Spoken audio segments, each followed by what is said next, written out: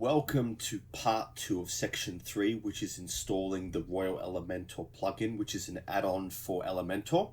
So from our main dashboard, what we're going to do is we're going to click on plugins, hover over plugins, and we're going to click on add new. And then what we're going to do is we're going to search for Royal Elementor.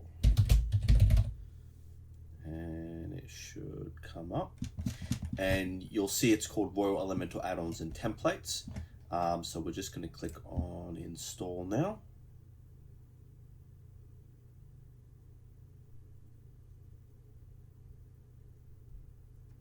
And then we're going to click on activate.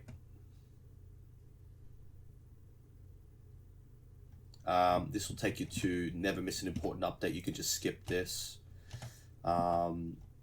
Don't worry about this section.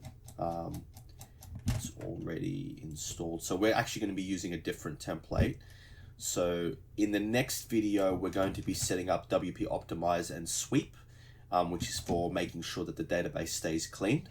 So we'll be moving on to that one now.